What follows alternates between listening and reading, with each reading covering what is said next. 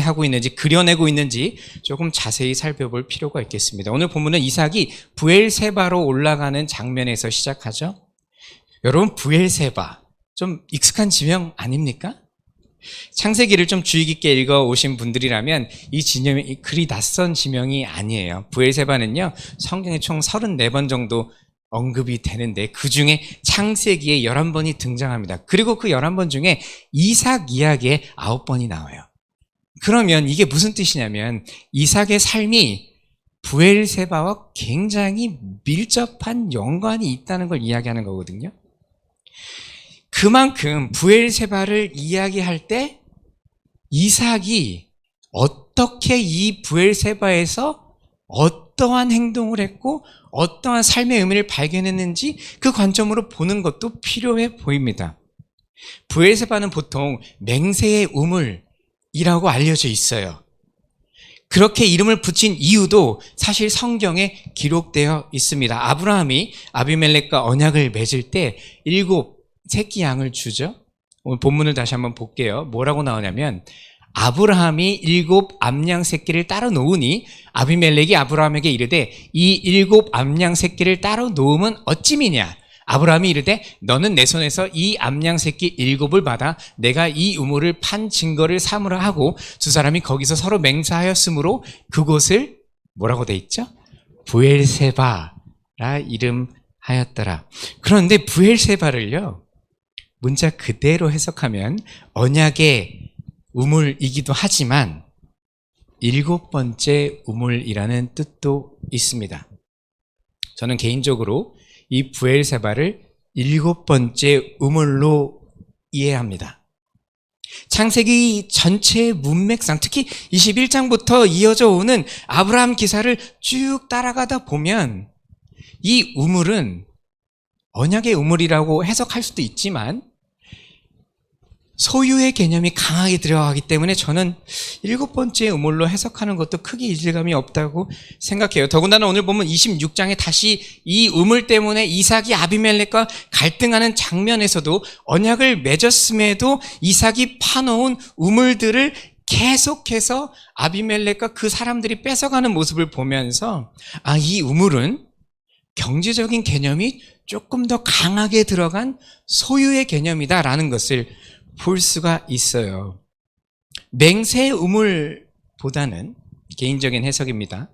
7번째 우물이라는 개념이 21장부터 흘러가는 이 흐름을 조금 더 잘 해석해주는, 대변해주는 개념이라고 확신합니다. 유대인 구약학자가 기록한 JPS 토라 창세기 주석에 보면요, 이 지명에 대한 재미있는 이야기를 하는데요. 뭐라고 기록하냐면 1969년부터 76년 사이에 일어난 네게브 지역의 대대적 발굴 작업에서 브엘세바 우물로 추정되는 유적이 발견되었는데 이 발굴은 결정적으로 브엘세바 우물 주변에 가나안 사람들이 살았던 흔적이 없었다는 것을 보여준다. 무슨 말이죠? 이 우물은요, 아브라함이 직접 팠고 아브라함 식구들과 이삭이 주로 사용했던 우물이라는 뜻입니다. 애착이 있는 우물이에요. 그렇기 때문에 아브라함한테는, 이삭에게도 의미 있는 우물이었습니다. 자신의 소유, 즉 내 우물이었기 때문에 내 아들이 그 우물에서도 물을 길러 먹어야겠다라는 개념이 강하게 들어가는 그런 우물이에요. 여러분, 근데 창세기를 읽다 보니까 우리가 정말 쉽게 간과하고 지나가는 게 있는데요. 그것이 바로 아브라함과 이삭이 우물을 파려고 시도한 곳이 네게브라는 사막 한가운데, 즉 광야였다는 겁니다. 이 사진 한번 보실까요? 이게 네게브 광야예요. 아브라함과 이삭이 우물을 파려고 했던 지역이 이런 지역이에요. 한국에 월드비전이라는 단체가 있어요. 지금도 서아프리카에서 우물을 파는 사역을 계속하고 있습니다. 20년 넘게. 우물 하나를 파기 위해서 이런 장비가 필요한데요. 보통 한 우물을 파기 위해서는 1,000만 원 정도의 비용이 소요되고 전문가 2명 이상 최소 3개월에서 6개월 동안 한 지역을 정밀하게 조사하고 연구해야 우물 하나를 겨우 팔 수 있습니다. 이 월드비전이라는 단체가 판 우물이 개수가 100개가 아직 넘지 않아요. 20년이 넘었지만. 그만큼 우물 파는 게 어려운 일이에요. 확보된 깨끗한 물을, 하지만 우물을 파서 얻을 수 있다면 이 우물은 1000명 정도 되는 마을 주민들이 아주 오랫동안 먹을 수 있는 생명의 근원이 됩니다. 요한복음 4장을 보면 사마리아 여인이 예수님과 대화를 하시잖아요. 우물가 아닙니까? 근데 그 우물이요, 이삭이 파놓은 우물이에요. 그러니까 이렇게 한 우물을 파놓으면 굉장히 오랫동안 많은 사람들에게 생명의 근원인 물을 제공하는 겁니다. 그런데 여기서 한번 생각을 해보겠습니다.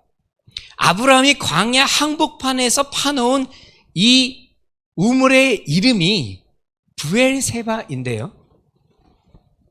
이게 저는 이렇게 생각해요. 두 가지 개념이 있을 수 있다고 생각해요. 첫째는요, 자신이 파서 내 소유가 된 7번째 우물이거나 아니면 6번을 노력했는데 다 실패하고 7번 만에 판 우물이거나 둘 중에 하나예요. 그런데 아브라함이 이전에 우물을 팠다는 기록이 창세기에 없거든요. 오히려 21장에 아브라함이 우물을 하나 가지고 있었는데 그 우물의 이름은 특정되지 않습니다. 그런데 그 우물을 아브라함이 굉장히 애착을 보이기 때문에 사람들하고 갈등하는 장면이 나와요. 그래서 21장 문맥의 흐름상 굉장히 어렵게 얻어낸 우물인 게 확실히 보입니다. 21장 25절이 그래서 문맥상 이해가 돼요. 아비멜렉의 종들이 아브라함의 우물을 빼앗은 일에 관하여 아브라함이 아비멜렉을 책망하며 내 것 뺐는데 이거는 생명줄과 같은 거거든요. 가만히 있을 사람이 어디 있겠습니까? 그런데 아브라함이 무언가 화를 내고 이런 장면이 창세기에 별로 없잖아요. 이 우물에 굉장히 애착을 보이고 있다는 것이 일반적인 해석입니다. 간신히 파놓은 우물인데 블레셋 사람이 와서 자꾸 빼앗아 가려고 하니까 아브라함이 이렇게 책망을 하는 겁니다. 분명 성경은 아브라함에게 하나님께서 복을 주셨기 때문에 이것이 가능하다고 기록합니다. 그런데 저는 성경은 그렇게 봐요. 우리가 오해하면 안 되는 것이 있습니다. 만약 아브라함이 이 우물 가지고 있는 것 자체가 복이었다면 이 복의 개념이 조금 이상해져요. 왜냐하면 이 우물 때문에 갈등이 생기고 이 우물 때문에 자신이 어려워졌기 때문에 그렇습니다. 오히려 성경은요, 이 우물을 가지고 있었기 때문에 복이 아니라 아브라함은 이 우물을 팔 수 있는 믿음이 있었기 때문에 복을 받았다고 기록하고 있어요. 창세기가 처음부터 끝까지 아브라함 기사에서 유지하고 있는 통일된 관점이 있거든요. 그게 뭐냐면 아브라함이 받은 복은 우물 자체가 아니라 우물을 포기하지 않고 팔 수 있었던 부지런한 삶의 자세입니다. 다시 강조할게요. 성경이 아브라함을 묘사할 때, 특히 복받은 사람이라고 묘사할 때 통일되게 유지하고 있는 관점이 뭐냐면 부지런한 삶의 자세입니다. 보다 정확히 이야기하면 하나님께 결과를 맡기면서 끝까지 최선을 다해서 노력할 수 있는 그 믿음, 그것을 복의 근원이라고 이야기해요. 특정한 사물이나 사람, 지명, 땅이 아닙니다. 아브라함의 믿음 자체가 축복이었어요. 여러분, 성경 전체를 살펴보십시오. 성경 전체에서 하나님의 복을 받았다고 기록되어 있는 사람들 중에 게을렀던 사람 한 명도 없습니다. 왜냐하면 하나님께서 복을 주시는 방식이 하늘에서 우리가 원하는 것을 뚝 떨어뜨려서 주시거나 우리가 아무 일도 하지 않았는데 내 주머니에 그것이 들어오는 방식으로 복을 주시는 게 아니잖아요. 원래 보잘것 없어 보이는 결과가 기대되지만 내가 최선을 다해서 믿음으로 하나님 손에 올려드리니까 그것이 30배, 60배, 100배가 되었다라고 이야기하는 이 방정식이 성경에서 이야기하는 복의 개념이에요. 브엘세바 우물만 봐도 그렇습니다. 이것이 우물을 7개를 가지고 있었다 또는 7번째 만에 얻은 우물이다. 두 가지 경우 다 마찬가지예요. 핵심은 뭐냐면 아브라함이 끈기를 가지고 7번째 만에 우물을 얻었든 7개의 우물을 팔 만큼 부지런했든 아브라함은 믿음으로 우물을 계속 팠다는 거예요. 아브라함의 아들 이삭이 아버지에게 배운 것이 바로 이것입니다. 26장 12절이에요. 이삭이 그 땅에서 농사하여 그 해에 100배나 얻었고 여호와께서 복을 주심으로 뭐라고 기록되어 있나요? 여호와께서 하나님께서 이삭을 어떻게 복 주셨습니까? 하늘에서 농작물이 떨어진 게 아니라 최선을 다해서 이 네게브 광야에서 부지런히 농작을 한 후에 그 결과를 하나님께 맡겨드리니까 하나님께서 100배나 되는 소산을 주셨다는 거예요. 사람들은 이것을 보고 운이 좋았다라고 이야기할지 모르겠어요. 그런데 여러분, 저는요, 하나님 앞에서 부지런히 준비하고 기대를 가지고 일하는 사람만 이 은혜를 경험할 수 있다고 생각합니다. 가만히 있는 사람은 절대 몰라요. 도전하지 않는 사람은 절대 이해할 수 없습니다. 운이라고 이야기합니다. 근데 저와 여러분은 아니잖아요. 저와 여러분은 하나님 앞에서 도전하는 사람만 받을 수 있는 특권이자 은혜라고 이해합니다. 그런 의미에서 운칠기삼의 세상적 개념으로 가장 해석하기 어려운 게 오병이어입니다. 물고기 2마리와 보리떡 5개, 한 소년의 점심 도시락이었어요. 그런데 그것을 예수님 손에 맡겨드리니까 그게 5,000명을 먹이는 만찬이 되잖아요. 이 아이가 자신의 먹을 것을 예수님께 가지고 나옵니다. 이 아이 손에 있으면 평범한 도시락이에요. 그냥 매일 먹는 도시락이에요. 그런데 그것을 우리 예수님 손에 맡겨드리니까 그 예수님 앞으로 가지고 나오니까 5,000명이 먹을 수 있는 복이 되는 거예요. 여러분, 오병이어 기사가 주목하고 있는 것은 뭐냐면, 자 봐라 5,000명이 먹었다, 이게 아니고요, 이 어린아이의 믿음을 보라는 겁니다. 작은 도시락을 가지고 나오는 이 어린아이의 믿음이 너희는 있느냐는 거예요. 본문 26장 28절을 다시 보겠습니다. 사실 본문에서 이야기하는 가장 큰 핵심이 여기 있다고 생각해요. 그들이 이르되 여호와께서 너와 함께 계심을 우리가 분명히 보았으므로, 이방인 눈에 봤을 때 이삭에게 뭐가 보였대요. 뭐가 보입니까? 이 사람은 하나님과 함께하는 사람이구나.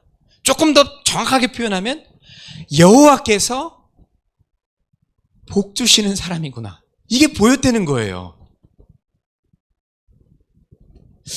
어떻게 했으면 이게 보였을까? 저는 확신합니다.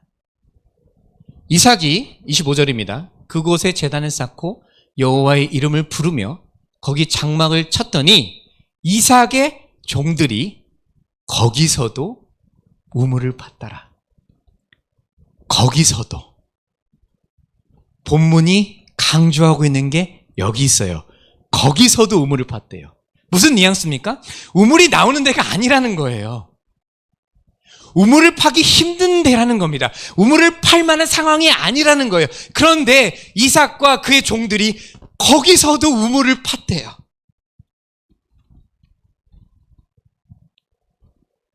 이삭이 최선을 다해서 우물을 팔 때 하나님 앞에 예배를 드리면서, 하나님 앞에 결과를 맡겨드리면서 내가 해야 할 일, 최선을 다해서 우물을 팔 때 다른 사람의 눈에 하나님께서 그 사람과 함께하고 있다는 것이 보였다는 겁니다. 이삭의 노력은 단기간의 노력이 아닙니다. 간헐적인 노력이 아니에요. 정말 최선을 다해서 꾸준히 판 겁니다. 지금 물이 나온 상태도 아니에요. 물이 나올지 안 나올지 몰라요. 그런데 거기서도 이삭은 우물을 파려고 삽을 집었습니다. 제가 얼마 전에 오랜만에 한국에 와서 같이 신학교에서 공부를 한 후배 목사님을 만났어요. 우리나라에서 가장 큰 교회에서 사역을 하고 있습니다. 청년부 사역을 하는데요. 이런저런 얘기를 하다가 재밌는 얘기를 하더라고요. 형, 저는 3분의 1 정도, 청년부 설교의 한 3분의 1 정도를 청년들 위로하는 설교를 해요. 이렇게 얘기를 합니다. 아니, 무슨 위로를 그렇게 오래 해? 제가 이렇게 물어봤더니 그럴 수밖에 없다는 거예요. 왜냐하면 자기 교회 청년들이 대부분 대학을 졸업하고 직장을 구하는 청년들인데 직장 구하기가 너무 어렵고 직장을 구하다가 잘 안 돼서 우울해 있는 청년들이 많기 때문에 3분의 1 정도는, 최소한 3주에 한 번 정도는 꼭 이 청년들을 위로하는 설교를 한다고 해요. 저는 생각이 좀 다릅니다.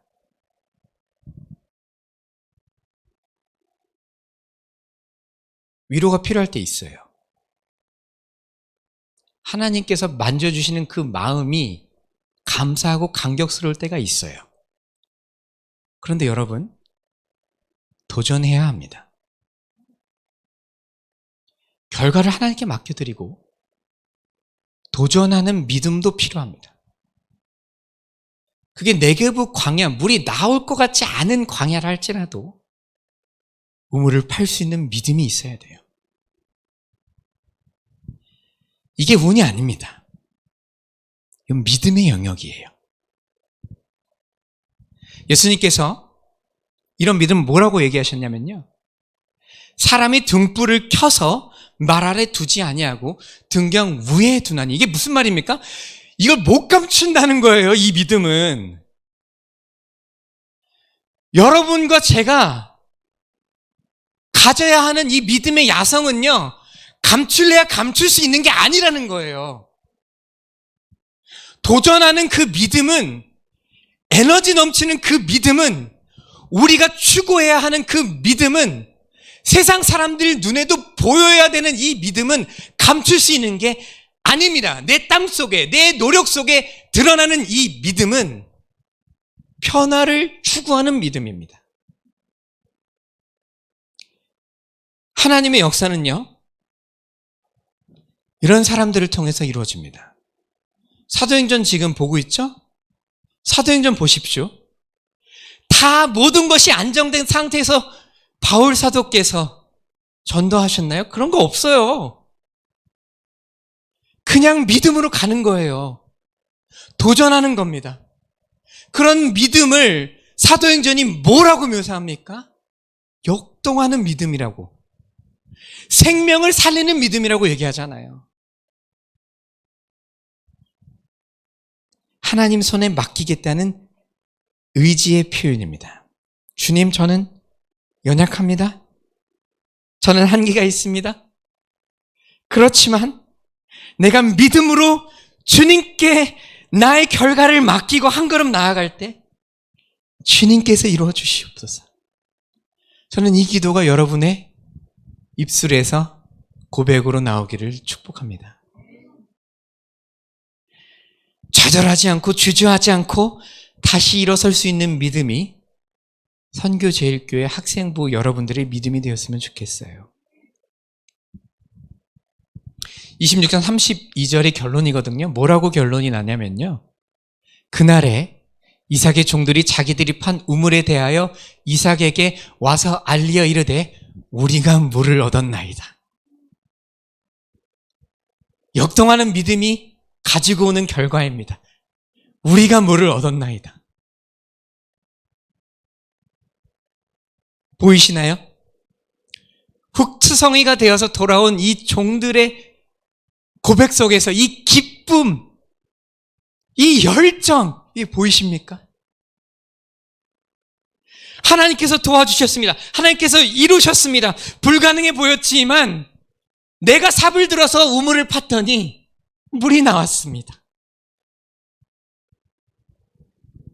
여러분, 선교제일교회의 믿음은, 학생부의 믿음은 이 믿음이 되기를 그리스도의 이름으로 축복합니다.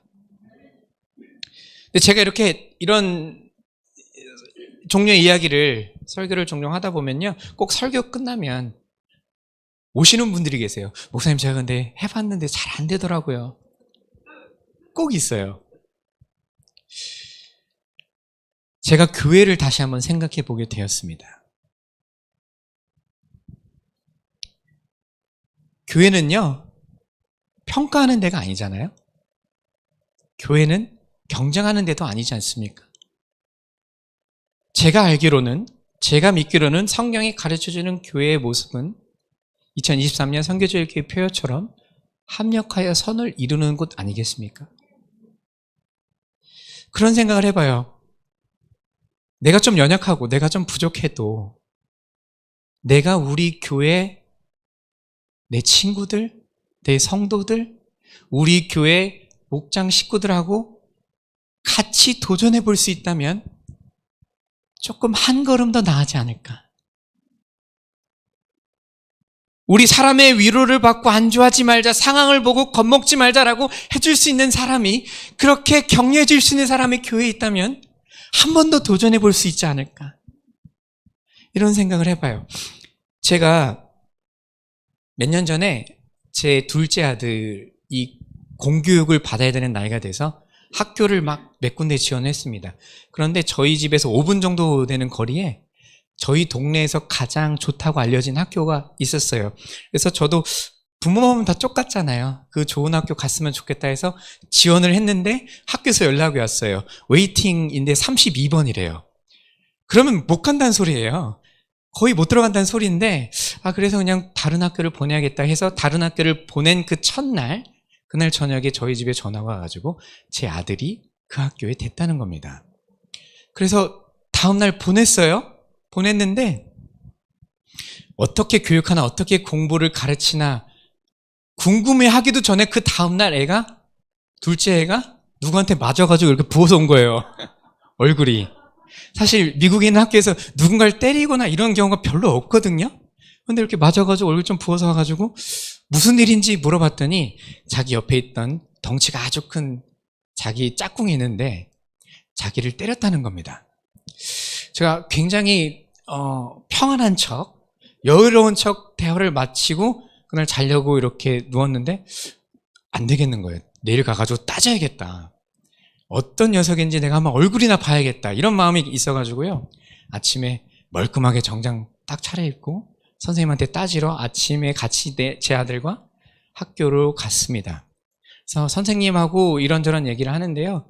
상황을 사실 제가 알고 있었어요. 왜냐하면 선생님이 쪽지에다가 이런 일이 있었습니다라고 보내주셨기 때문에 그걸 보고 알고 있긴 했었는데 그래도 선생님 입장에서 어떤 생각을 가지고 계신지 궁금하더라고요. 대화를 했는데 딱 2가지 정도를 이야기해 주셨습니다. 다시는 이런 일 없게 조치하겠다. 첫 번째. 그리고 2번째는 아이가 어떻게 교육받는지 한번 보고 가라. 이렇게 얘기하시더라고요. 그 구조가 어떻게 되어 있냐면요. 창문이 있고 여기 그 학생들 어떻게 교육하는지 볼 수 있게 이렇게 되어 있는데요. 안쪽에서 밖이 안 보이고 바깥에서는 안이 보이는 그런 구조예요. 그러니까 부모님이 있는지 없는지 몰라요, 아이들은. 그냥 이렇게 부모님이 이렇게 아이들 어떻게 교육받나 이렇게 볼 수 있게끔 다 오픈되어 있는 그런 공간입니다. 테이블이 6개가 있고 한 테이블당 3명씩 앉아 있는데 제 아이 테이블이 조금 이상해 보여요. 뭔가 좀 이상한 것 같은 거예요. 그래서 봤더니 여러분 사진 한번 보시죠. 제 아이 테이블에 손과 발이 없는 이 학생이 제 아들 옆에 있는 겁니다. 휠체어를 타고. 그리고 제 아이를 때린 것으로 추정이 되는 덩치가 엄청 큰 아이도 같이 앉아있더라고요. 셋이 한 테이블에 앉아있는 거예요. 나머지 5 테이블 아이들은 굉장히 멀쩡해 보이고요. 이 테이블에 앉아있는 아이만 무언가 좀 부족해 보이고 무언가 좀 장애가 있어 보이는 겁니다. 가만히 봤더니 제 아들을 웨이팅이 32번임에도 불구하고 뽑은 이유가 뭐냐면 제 아이가 영어를 그때 한마디는 못했기 때문에 언어 장애로 인식을 하고 이 테이블에 넣은 거예요. 그리고 제 아이에게 이렇게 주먹질을 했던 그 아이는 ADHD, 집중력 장애. 그러니까 이 테이블은 무언가 다른 사람들보다 조금 더 관심이 많이 가야 하는 테이블인 겁니다.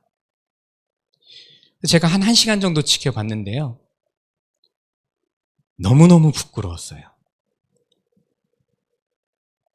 제 아이를 때린 그 아이는 계속 소리 지르고 무언가를 던지기 때문에 친구가 없어요. 그런데 제 아들도 영어를 못하기 때문에 친구가 없지 않습니까? 둘이 놀더라고요. 그리고 이 몸이 불편한 아이는 말은 정말 잘하는데 다른 사람이 도와주지 않으면 움직일 수가 없으니까 제 아들과 그 덩치 큰 학생이 이 아이를 밀고 다니면서 수업을 받고, 제 아들이 영어를 못하기 때문에 무언가 표현하려고 할 때 이 휠체어를 탄 이 아이가 제 아들을 위해서 선생님과 커뮤니케이션을 해주고, 이 셋이 한 팀으로 환상인 거예요. 저는 어떻게 무슨 교육을 받을까 굉장히 궁금했는데 그냥 그런 거 다 내려놓았습니다. 이게 다른 사람하고 도와가면서 부족한 점을 채워가면서 학교를 다닌 것만 자체로도 감사하더라고요. 연말에 프로젝트를 했거든요.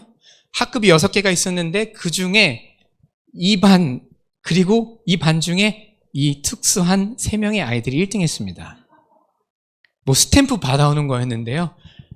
굉장히 어려워 보였지만 이 셋이 자신의 부족함을 채워가면서 최선을 다해서 결과를 만들어 오더라고요. 저는 교회의 모습도 이래야 한다고 생각합니다. 함께 협력하여서 선을 이루는 모습이 내가 잘나서 나만 몸을 파란 뜻이 아니잖아요. 여러분이 부족한 점, 여러분 친구들하고 같이 메워가면서 도전해 볼 수 있는 거잖아요.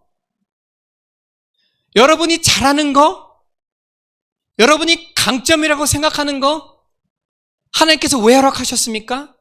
다른 사람을 위해서 쓰라고 허락하신 거 아니에요? 학생들이 지금 선교제일교회에서 학생부에서 신앙생활 하면서 이것만 하나 제대로 배워도요, 여러분 도전할 수 있습니다. 함께 손잡고 무언가 만들어낼 수 있습니다. 여러분 통해서 하나님 역사하십니다. 저는 그걸 보고 싶어요.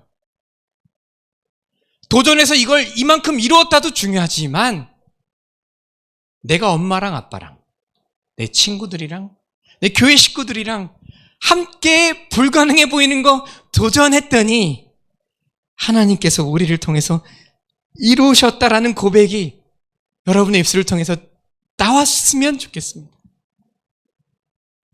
사랑하는 여러분, 도전하십시오. 여러분의 부엘세바 우물을 파십시오. 힘들고 지치면 도와달라고 하세요. 교회가 함께 가겠습니다. 여러분의 친구들이 함께 비전을 보고 가겠습니다. 우리 그렇게 삽시다. 우리 이 학생 여러분들의 이 믿음이 결코 작은 믿음이 아니라고 생각해요. 여러분의 믿음을 통해서 선교제일교회가 조금 더 역동적으로 변할 수 있다면, 그래서 여러분만의 우물을 팔 수 있다면 하나님 분명 기뻐하실 겁니다. 그 노력 위에 우리 하나님께서 30배, 60배, 100배 결실을 여러분들에게 돌려주실 거라 저는 확신합니다. 우리 함께 일구어 봅시다. 기도하겠습니다. 하나님,